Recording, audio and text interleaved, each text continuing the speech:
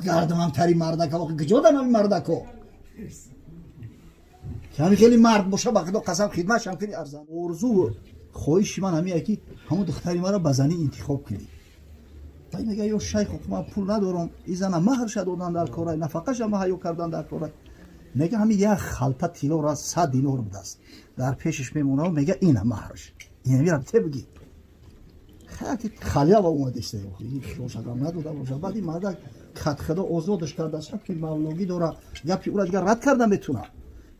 گفتن نتونست بیچاره که خیلی منولی نمیدونم که دختری تو دین دیانتش در چه سطحی آیا از خدا میترسه آیا عبادات خدا را انجام میده دختری یوش پدرش بوی مقصد ارکا کلو شدگی پسند نمیکرده است اعتبار نمیداده است بیچاره یک همین شیخ دهنش میخوره یگون است اپیمیون پاست برای با قوت کردن مردانگی بدن شخصانی که بفرزندن بالام برداشتن فویز سپرما منی خنک گرفتگی پا و رگ میکشیدگی پا و همچنین برای حوصله را بلند کردن کلیکوین یکی از مزهای بهترین برای درمان دردهای پا دستمیون بوغم رکشی خنک گرفتگی و ریماتیزم روغن خلبه برای مشکلی پروستاتا همچنین برای خنک گرفتگی گرده پیشابدون سنگ و نمک گرده و پیشابدون رو هم تازه میکند نصیحتگری بنی بشر ای حضرت هم یگون گپک میزنه که میگه خب که پیرخر تو همون اینستی که پدری ما با 10 دینار تو خریده بود خیلی بار قرد میکنی دوبار قرد میکنی برای مردی بناموسا هر وقتی که همین زنه میگه تنش بزنه حیث گویو میبینه سو مشکله یک روز دیگه طاقتش طاق میشه و میگه بله من همون بیچاره هستم که پدری تو با 10 دینار خریده با 100 دینار در تو کثافت آورد فروخته شنیدم گوسفند رو بزرگه رهانید از دهان و چنگ گرگه شبانگه کرد بر حلقش بمالید روان گوسپند از وی بنالید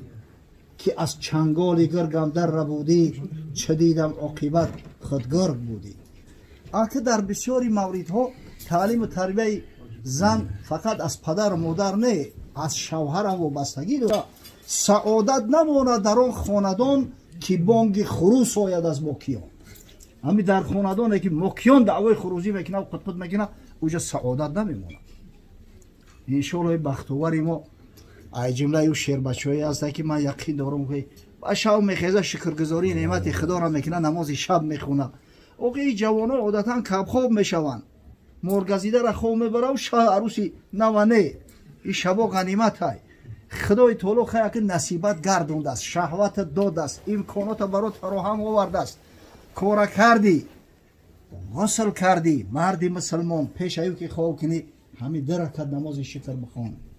با خاطر الله همین 2 رکعت نماز شکر بخوان ان شاء الله قدر برکت نازل میشود در خاندانت خداوند فرزندای خوب صالح نصیبت میگردونه حضرت صلی الله علیه و سلم نصیحت کرده است امت را میگه رحم الله امرأ قام من اللیل فصلى و ایقظ امرأته رحمت خدا بود بر زنی که شو میخیزه طهارت میکنه نماز میخونه با زنش بیدار میکنه که زنک بخیر وقتی نماز شید از رحمت پروردگار خطا محروم نکرد که در روی رحمت پروردگار بازای فان ابت نزح فی وجهها الماء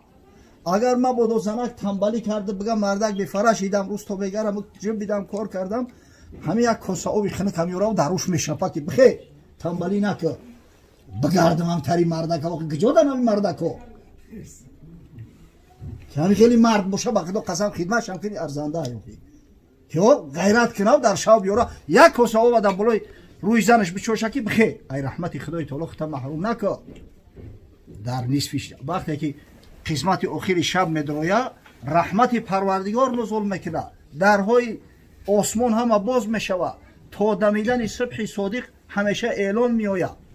من یدعونی فاستجیب له و من یسألونی فاعطیه و من یستغفرونی فاغفر له حضرت خداوندی میگه کسی دعا کنه دعاش اجابت میکنه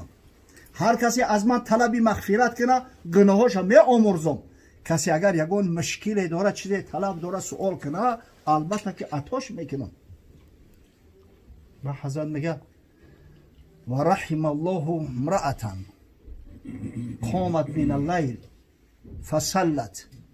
و ایقظت زوجها رحمت پروردگار باد بر زنی که شب میخیزه، طهارت میکنه یا غسل میکنه، نماز میخونه، بعد میاد شوهرش بیدار میکنه که شوهر جان بخیر، یاری رحمت پروردگار بازای بخیر نماز بخون، بخیر دکست دعا کنیم که خدای تعالی فرزندای خوب و صالح برامون عطا کنه. فاین ابا نزحت فی وجهه الماء. الله اکبر. اگر میگه ما بودو ایبو کرد، میروه یک کاسه اوی خیلی کمیورا در روی شوش میچوشه، زنگی خیلی میشوه. با خدا قسم شیر مردو ای شیر زنو میشوند. آنها فرزندای خوب و با غیرت و با ناموس آنها خیلی مادرو میشوند. خداوند برای بختواری ما همه خیلی یک زنی صالحه را بتا و خچم غیرت بتا که باید غیرت مرد همیشه ای زن زیاد باشه. ای برادر خود در این اکسیر زن کم نباید، صدقی مرد از صدقی زن. آن دل مردی که از زن کم بود، آن دل باشد که کم زشکم بود. همین مردک که دل جگری زنه که نداره، او دل نداره، او یک شکمبه داره، هم یک خلطه نجاست داره. الحمدلله که در محفل شخصیت های بزرگ اشتراک دارند، دامله های محترم، واعظ های محترم، قاری های محترم. انشاءالله محفل خیر است، محفل توی نکاحی است. نزد ما احناف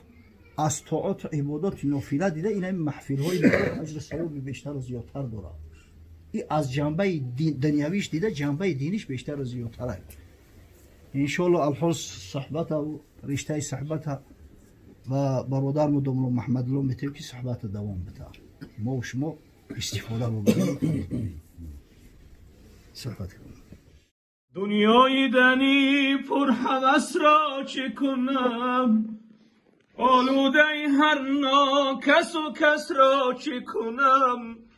آنیا طلب کن که تو را باشد و بس، معشوقه 100,000 کس را چه کنم. معشوقه 100,000 کس را چه کنم. شبهای دراز را به عبادت چه کنم. طبعم به گناه کرده عادت چه کنم. گویند که کریم است گناه می بخشد، کریم که گناه بخشد زی خجالت چه کنم. الهی ندارم پناه غیر تو، تو خود فرمودهی لا تقنطوا. یا